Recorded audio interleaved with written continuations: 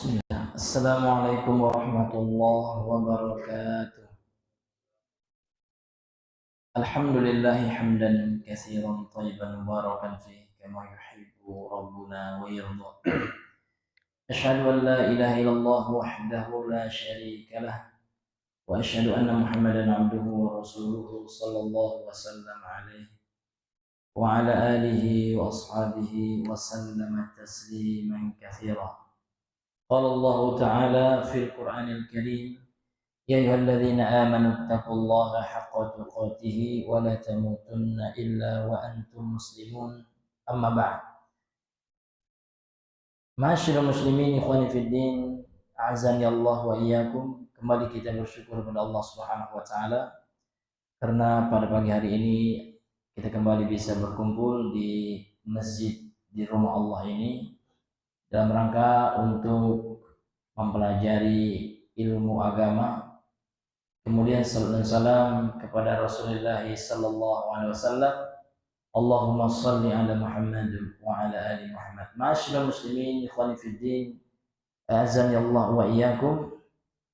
Ada sebuah wasiat dari salah seorang sahabat Nabi yang mulia sallallahu alaihi wasallam, yang mana wasiat ini masyhur ya di tengah-tengah para ulama kita.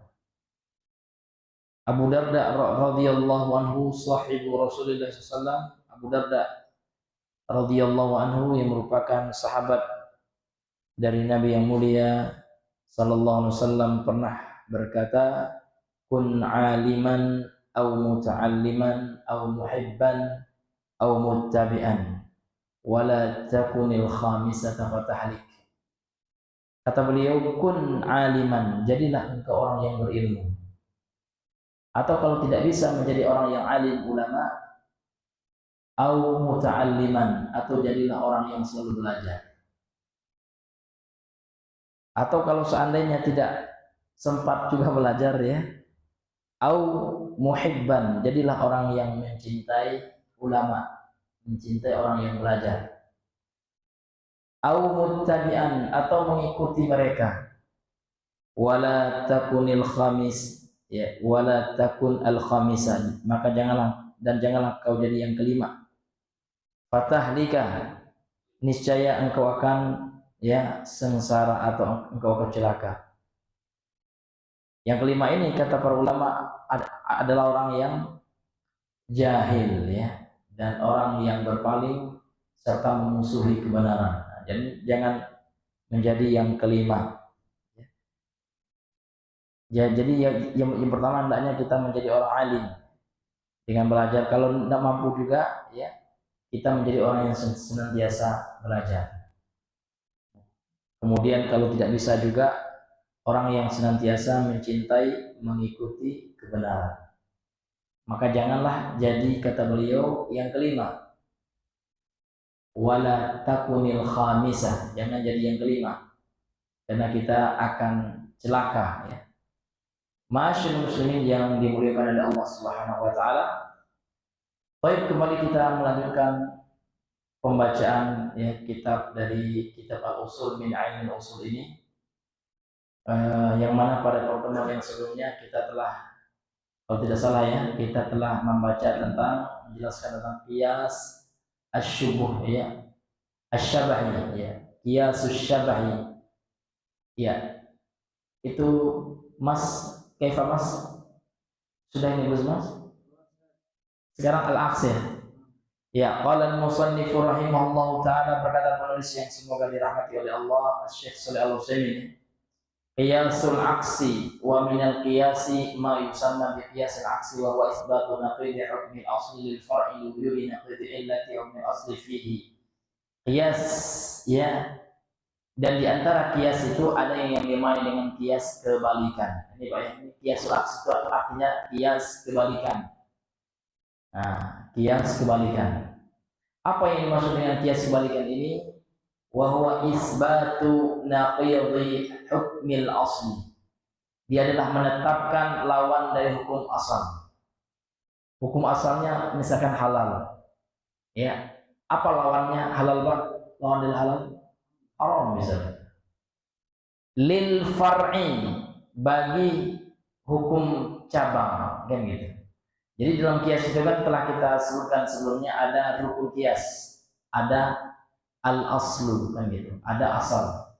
Asal itu yang ada nasnya, yang ada dalil secara sahih, secara sahih dan jelas. Kemudian ada kasus yang nggak ada dalil, itu namanya kasustik, ya. Contoh, rokok tidak ada dalilnya, Pak, secara nas, secara tekstual. Rokok tidak ada, ya. Tapi yang ada asalnya. Dalil asalnya itu apa? Banyak sekali, ya.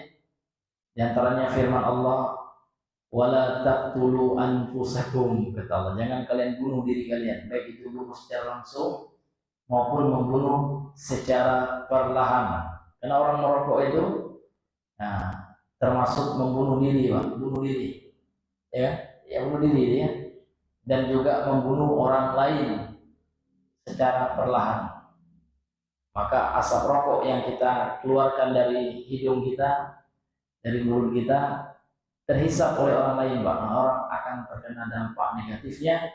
Ternyata menurut ahli kesehatan modern, perokok pasif lebih berbahaya daripada perokok aktif. Kemudian apa rukun lagi, Pak? Ada namanya hukum. Hukum asalnya sudah tahu kita, Pak, membunuh diri itu haram. Nah, kenapa membunuh diri itu haram? Ada ilatnya, Pak. Apa sebabnya? Ya, sebabnya apa?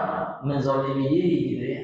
Dilarang oleh Allah, gitu, ya. Nah, baru setelah itu ada asal, ada far'a, ada ilat, ada hukum. Ada 4, ya, rukun kias. Hukumnya apa? Nah, jadi sehingga rokok hukumnya haram, gitu, ya. Walaupun tidak ada secara tekstual. Karena tidak harus Allah menulis semua kejadian itu dalam Quran, Qurannya kan. Ya. Namun Allah memberikan kaidah-kaidah, prinsip-prinsip dasar yang bisa nanti kita jadi acuan dalam mengkiaskan sesuatu itu. Nah, ini hadirin yang Allah muliakan. Nah, jadi di antara jenis kias ini, Pak, kias kebalikan, yaitu menetapkan lawan dari hukum asal untuk hukum kasuistis, gitu, ya, kasustik itu yang tidak ada nasnya. Liwujudi naqidhi illati hukmil asli, karena adanya lawan ilat hukum asal dalam hukum fara' atau cabang atau kasus yang terjadi itu. Kemudian kata beliau, wa masalu bidzalika biqaulihi sallallahu, dan mereka yakni para ulama memisalkan, memberikan contoh untuk kasus itu, untuk contoh itu, ya, dengan sabda Nabi sallallahu alaihi wasallam, wa fi bud'i ahadikum shadaqatun, dan dalam, maaf ini agak vulgar, Pak, ya, dan di dalam memberikan kesenangan, ya, pada kemaluan, ya, salah seorang di antara kalian suami istri, Pak. Jadi ketika suami, ya, menggauli istrinya, ya, pada hal itu atau dalam hal itu ada sedekah, ya, itu sedekah hukumnya halal, ya, Pak, ya, bahkan dianjurkan, ya. Ya.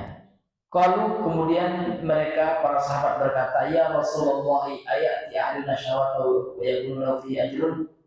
Wahai Rasulullah, kata para sahabat, apakah salah seorang di antara kami, ya, mendatangi istrinya dengan menyalurkan syahwat kepada istrinya, wa yakunu lahu fi ajrun, lantas dan dia mendapatkan pahala di dalamnya? Qala, lantas Rasulullah, Pak, jadi Rasul mengkiaskan dengan kias aks, ya. Apa kata Nabi? Ara'aitum, bagaimana menurutmu? Bagaimana menurut kalian? Kata Rasul, law waqa'a, apabila seseorang meletakkan syahwatnya itu fi haramin, pada perkara yang haram, akan alaihi wizrun, apakah dia akan mendapatkan dosa? Tentu iya. Wa kadzalika, maka demikian pula, idza waqa'a, apabila seorang meletakkannya, yaitu menyalurkan syahwatnya, fil halali, dalam perkara yang halal, kana lahu ajrun, ya dia memperoleh ganjaran atau pahala. Nah, ini kias kebalikannya, Pak. Kalau syahwat itu diletakkan, disalurkan kepada yang halal, tentu dapat pahala. Nah, kebalikannya apa? Kalau disalurkan syahwat itu kepada yang haram, maka dia akan mendapatkan dosa. Dia sama-sama syahwat, Pak. Tapi syahwat yang ini diletakkan pada jalurnya. Ya, diletakkan pada tempatnya, maka dia akan mendapatkan pahala. Sama dengan HP, Pak ya. Kalau diletakkan pada tempatnya, digunakan untuk yang ma'ruf, ya, untuk kebaikan, untuk menyebarkan ilmu, dapat pahala. Sebaliknya kalau diletakkan, digunakan untuk yang haram, maka hukumnya juga haram, ya. Nah, ini hadirin yang Allah muliakan. Fa asbatan Nabi sallallahu alaihi wasallam bil far'i wa wad'u al halalu. Fa asbatan Nabi sallallahu alaihi wasallam bil far'i wa huwa al wad'u al halalu naqiduhu min asli wal wad'u al haramu li wujudi naqidi illati humil asli fihi. Maka Rasulullah SAW menetapkan bagi kasusnya atau cabang, apa cabangnya, ya, dia adalah al-wad'ul halal, ya,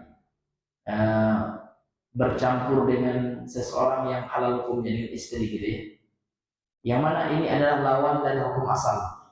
Hukum asalnya apa? Wa huwal wad'ul haram, dia adalah dia bercampur yang haram, zina, gitu ya, liwujudi naqidhi illati humil asli fi, karena adanya lawan sebab, ya, illat itu sebab, ya, hukum asal di dalamnya. Wa asbata lil fari ajran, dan Rasulullah menetapkan bagi cabang itu atau kasus itu, fara itu, ada ganjaran, li'annahu wad'un halalun, karena dia adalah, ya, hubungan yang halal, ya, kama fil asli wizran, sebagaimana pada asalnya, ya, hukum asalnya itu berdosa, li'annahu wad'un haramun, karena dia adalah wad'a yang haram. Wad'a itu artinya hubungan, ya.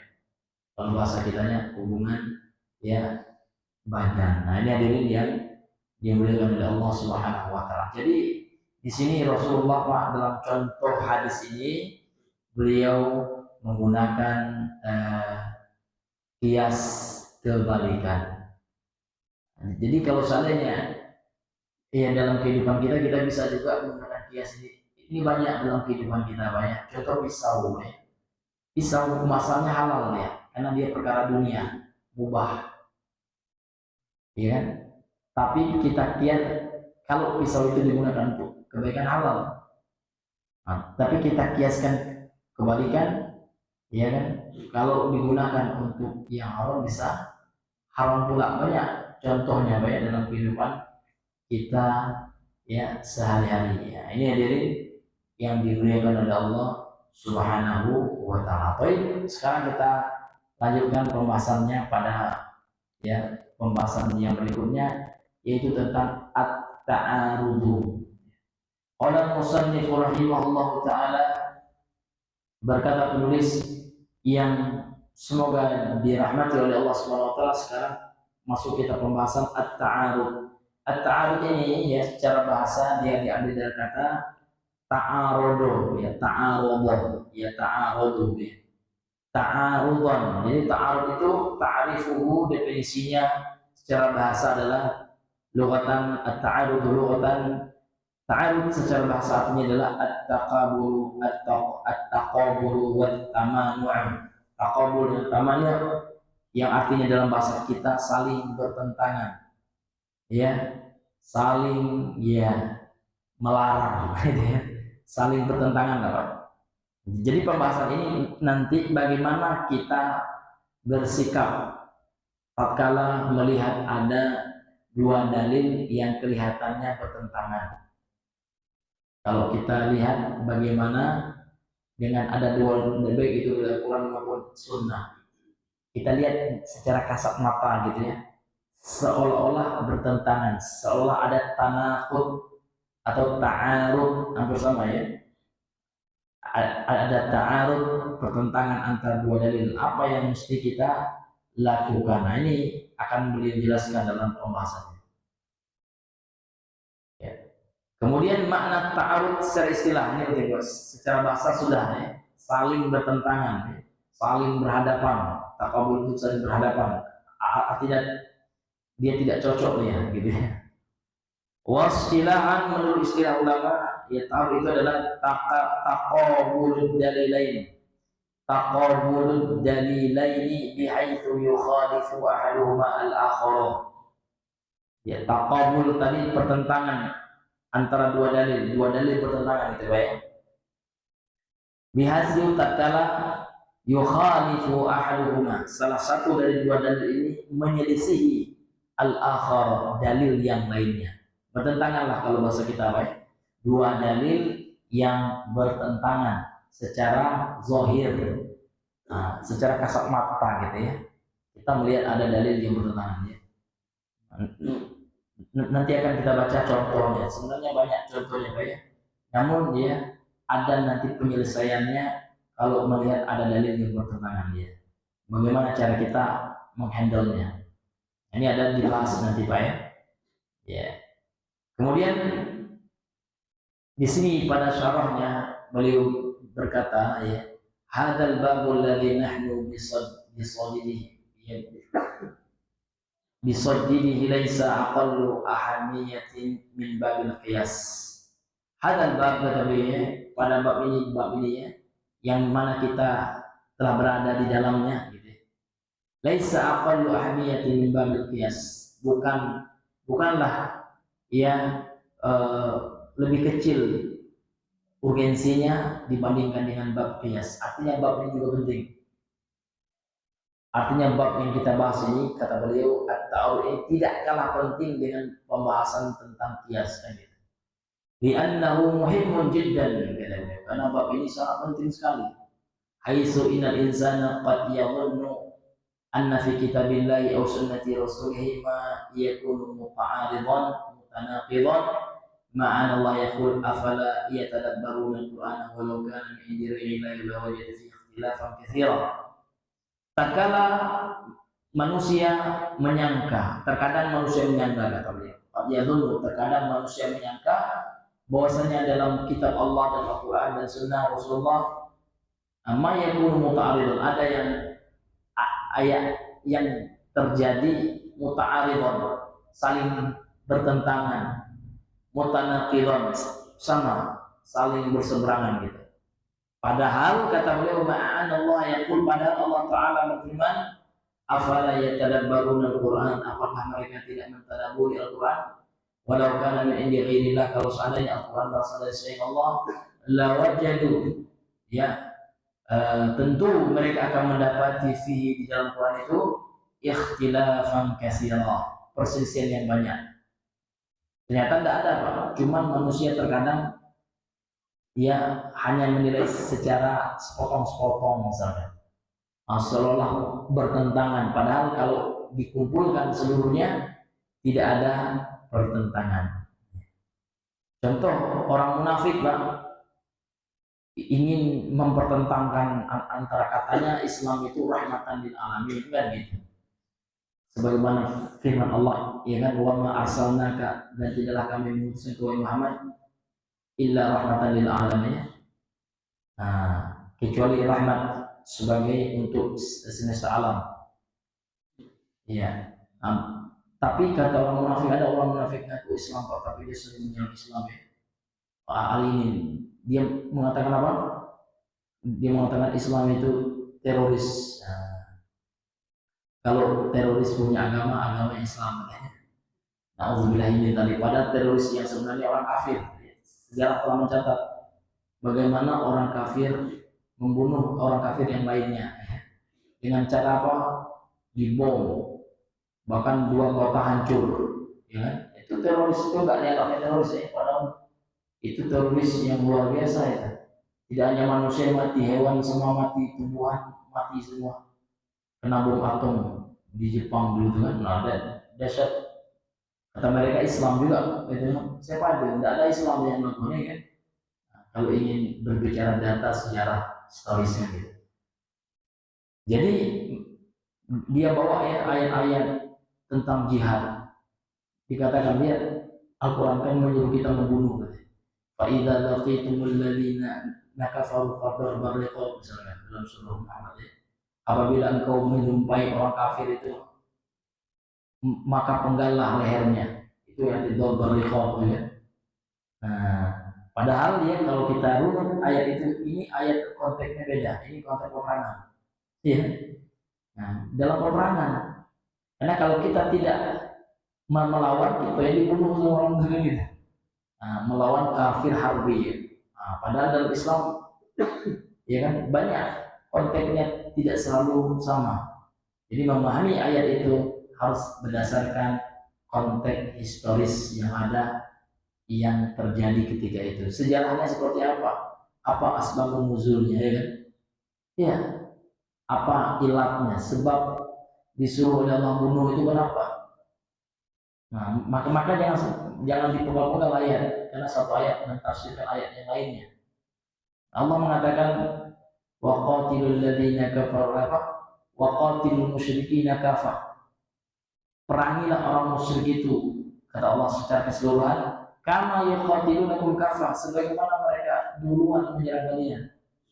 Jadi kebanyakan perang dalam Islam itu sifatnya defensif, sifatnya membela diri, itu dikit yang ofensif. Yang ofensif itu pun karena sebab. Contoh Nabi pernah duluan menyerang orang Khaybar, Yahudi di Khaybar. Itu kenapa Pak? Karena telah jelas dari mata-mata kaum muslimin, orang itu akan memerangi Islam gitu ya. Daripada Islam diperangi duluan akan berbahaya, nanti ya diserang duluan gitu. Tapi kebanyakan perang dalam Islam itu defensif. Ya, jadi umat Islam itu Nabi itu membela diri, Bapak ya. Diperangi maka balik kita perangi gitu. Nggak mungkin ada orang yang menyerahkan diri di perang adalah bunuh aja Pak. Mungkin bodoh sekali ya. Nah, orang kafir pun nggak mau begitu kan, ada nggak orang kafir orang Amerika udah bunuh aja kami kan? Nggak mungkin. Pasti mereka akan membela diri dan mati-matian mereka akan bela diri kan. Maka orang munafik ini Pak, dia ingin mencari kelemahan Islam, menjelek-jelekan Islam ya. Dia ngaku Islam juga. Itulah munafik, orang yang ngaku Islam tapi hatinya penuh kebencian dengan agama Islam. Nah, ini yang harus kita waspadai. Hadirin yang Allah muliakan. Kembali kita kepada pembahasan kita. Jadi kata beliau seperti itu.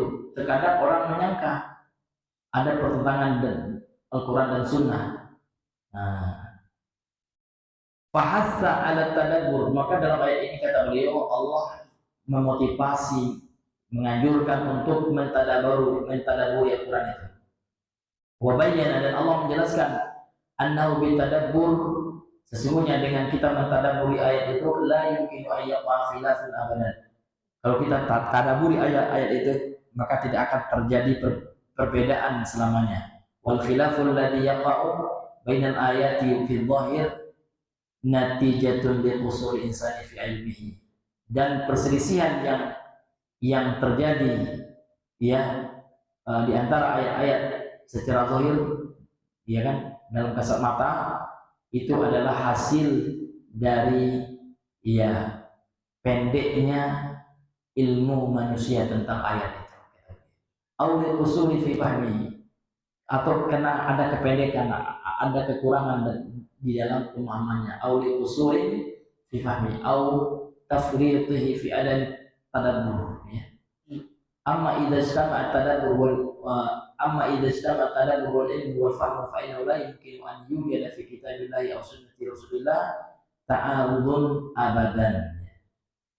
Kemudian kata beliau, ya, adapun apabila berkumpul pada diri seseorang itu tadabbur, ilmu dan pemahaman, maka tidak mungkin ya akan didapati dalam Al-Quran dan Sunnah Rasulullah pertentangan selamanya. Iya, jadi kalau orang itu pintar ya berilmu, dia tidak akan mempertentangkan antara Al-Quran dan Sunnah yang sahih.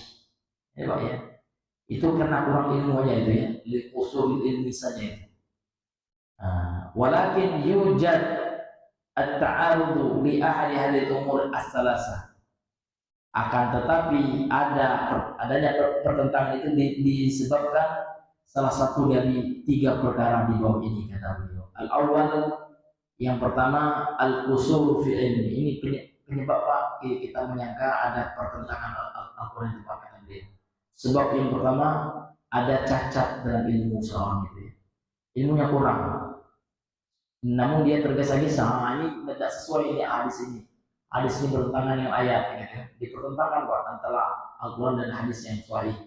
Padahal tidak, karena ilmu yang kurang saja. Kemudian yang kedua, al-qusuru fil fahmi, pemahamannya yang kurang. Kemudian yang ketiga, al-qusuru fit tadabbur, at-taqsiru fit tadabbur, dia kurang ya, lalai dalam mentadaburi, merenungi, memahami, meneliti ya ayat-ayat Al-Qur'an. Ini kata beliau ya rahimahullah Syekh Ibnu Utsaimin dalam syarahnya. Nah, kemudian hadirin yang dimuliakan oleh Allah Subhanahu wa taala.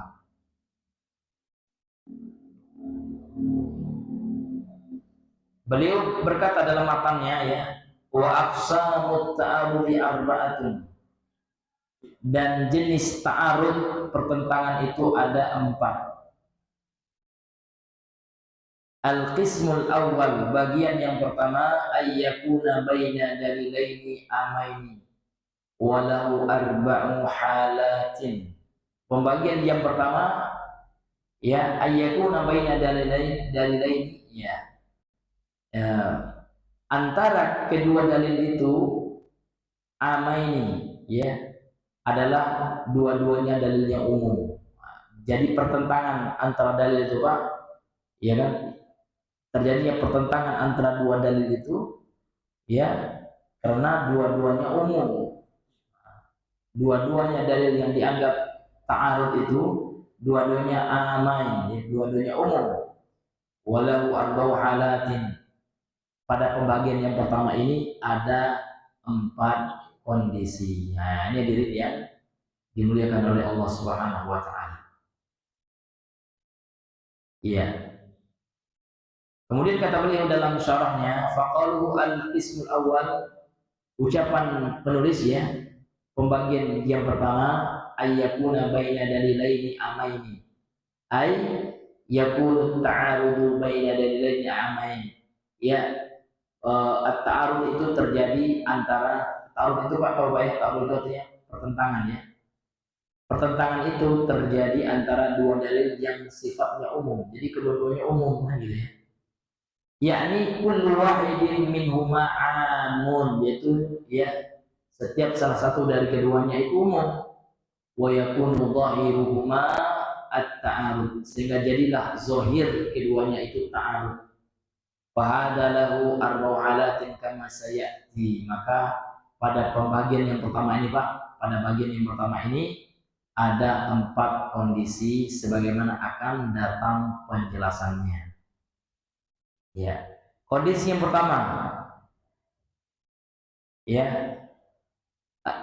awalan yang pertama, an yumkinal jam'u bainahuma bihaitsu yuhmalu kullun minhuma ala halin la yunaqidul akhara fiha fayajibul jam'u. Ini yang pertama Pak ya. Jadi kondisi yang pertama, an yumkina, dimungkinkan, mungkin Pak, bisa terjadi, itu artinya mungkin Pak ya. Apa yang mungkin itu? Al jam'u, untuk digabungkan ya, untuk di apa nama kalau bahasa kerennya itu Pak ya, ya apa bahasa kerennya itu dia Pak ya, ya di kolaborasikan. Nah, jadi bisa dikolaborasikan antara dua dalil yang kelihatan pertentangan itu Pak.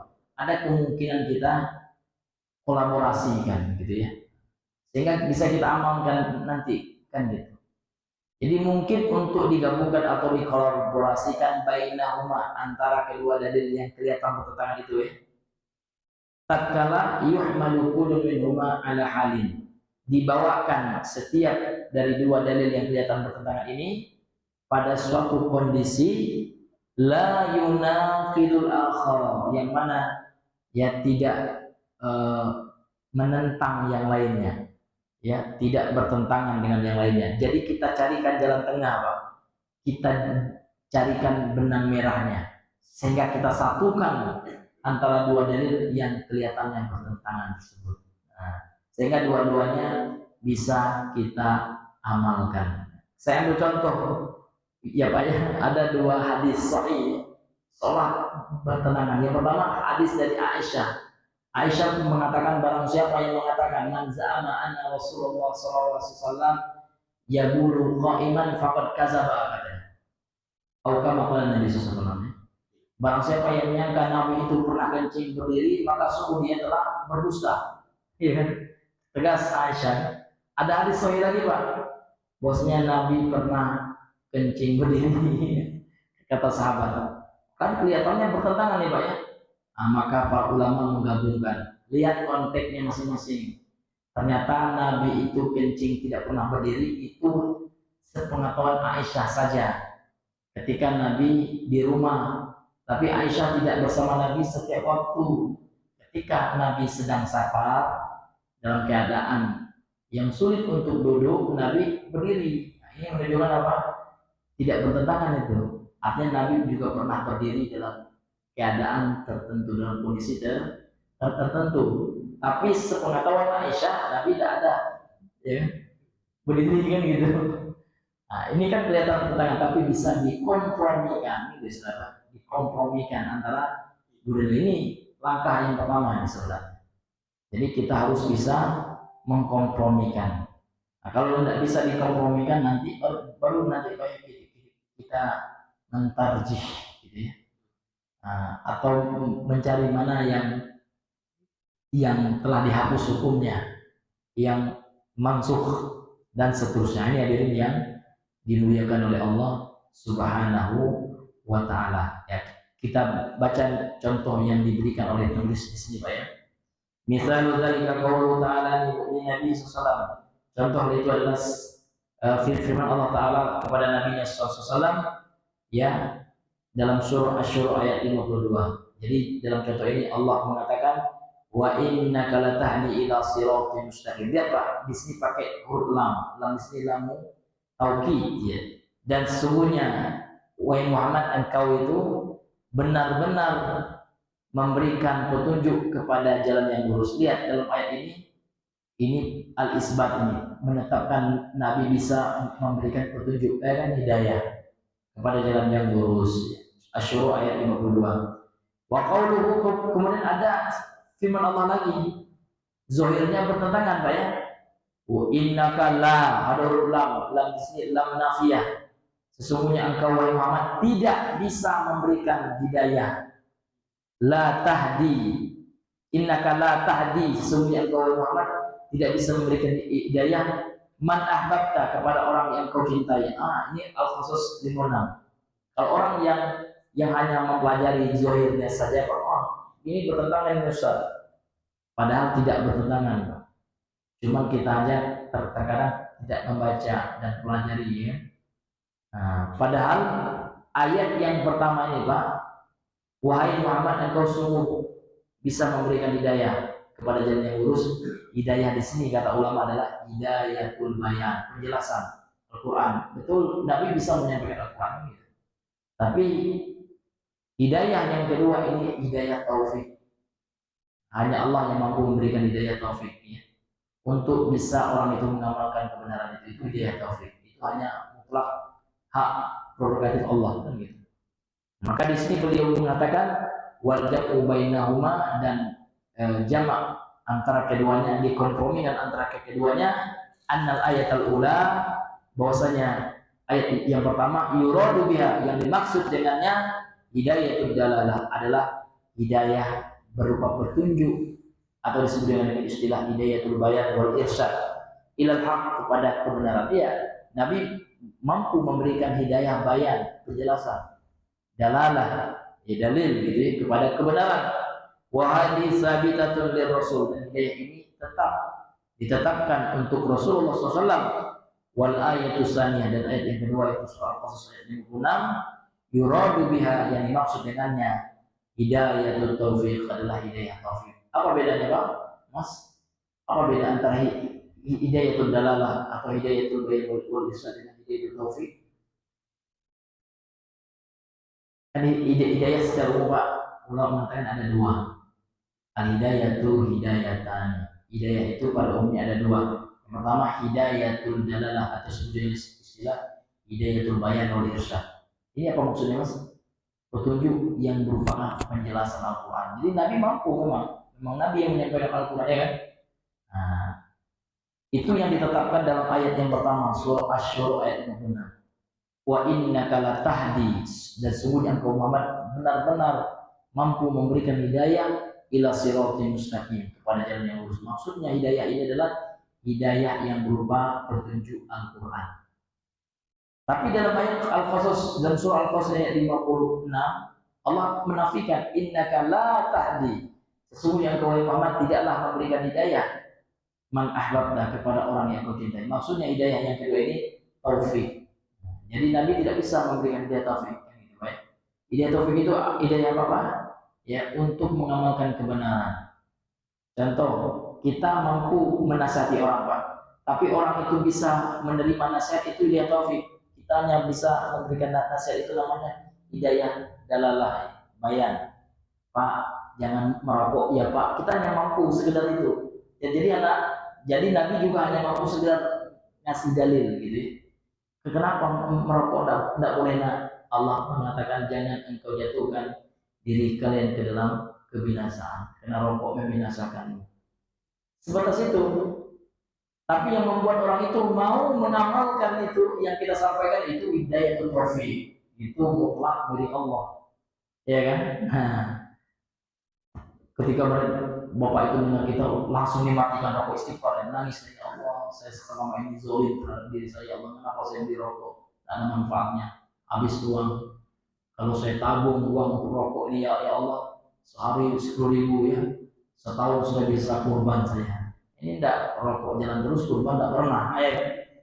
Nah, iya. Akhirnya apa Pak? Tobat ya. Ini Nabi tidak bisa ngasih hidayah buat orang tobat itu.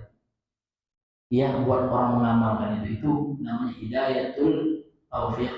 Hanya milik Allah Subhanahu wa Ta'ala. Maka kata beliau, wal ayatu tsaniyatu, ayat yang kedua, yuradu biha hidayatul taufik. Ini maksudnya adalah hidayah taufik lil amal, untuk mampu mengamalkan dari Al-Quran dan Sunnah tersebut. Wahadi, dan hidayah ini biyadillah ta'ala, ini di tangan Allah Ta'ala. La yamlikuha rasuluh sallallahu, Rasul tidak mampu memilikinya, baik. Nabi tidak menguasai hidayah taufik ini. Wala ghairuhu, dan juga tidak selain Nabi sallallahu. Wallahu ta'ala a'lam bisawab, karena sudah jam 6 ya Mas ya. Mungkin kita cukup dulu sampai di sini pembahasan kita pada pagi hari ini. Wallahu ta'ala a'lam bisawab. Subhanallah bihamdika, asyhadu an la ilaha illa anta, astaghfiruka wa atubu ilaik. Assalamualaikum warahmatullahi wabarakatuh.